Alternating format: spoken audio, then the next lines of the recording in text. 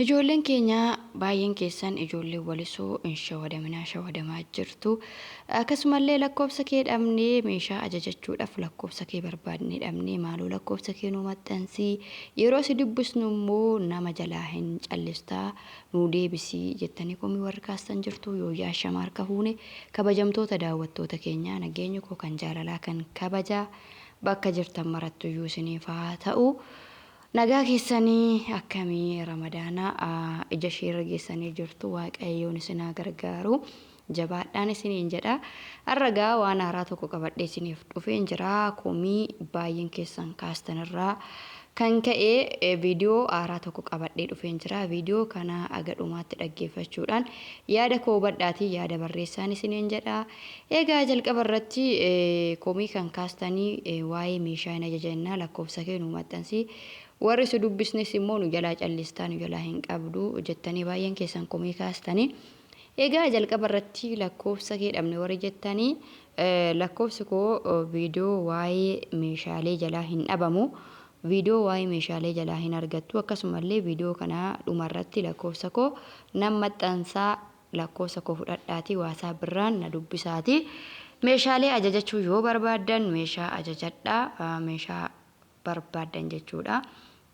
Meeshaa elektirooniksii akkasuma meeshaalee mukaa meeshaalee illee suuqirraa bitamu meeshaa biiffee keessa taa'u waan kamiyyuu wanni nuti inni binni hin jiru hin dhiyeessine hin jiru isin immoo heloo jedhaati ajajadhaan isin hin jedha.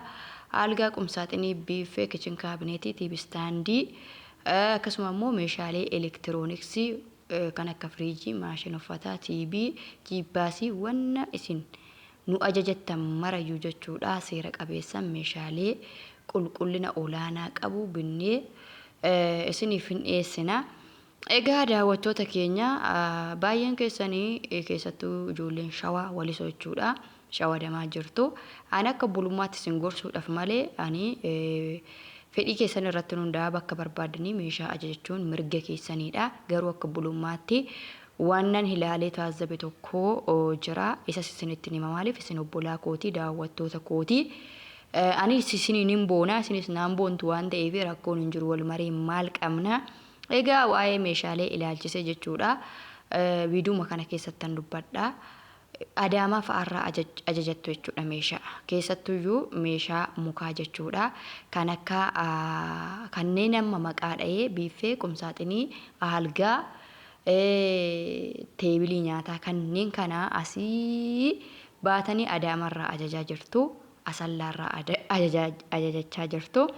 Maa ajajachanii jechuu kootii miti daawwattoota keenya.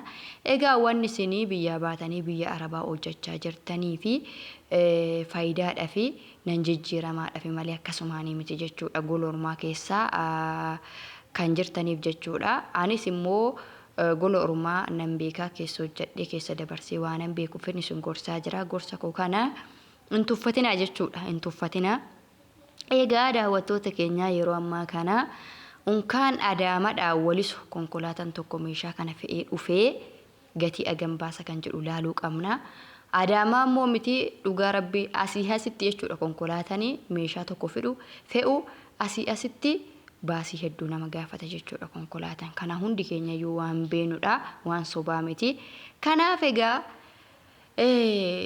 biyya kana walisoo yoon isinii fudhadhu immoo wannummaan dhabame yoo akka adaamaa caalatti hojjetan malee jechuudha dhugaa dubbachuu. Wanni adaamaa jiru as walisoo ni jira.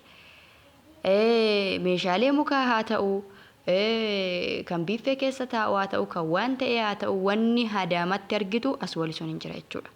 Maaliif yeroo dhuftanii yeroo biyya keessan galtanii na taazabdu jechuudha.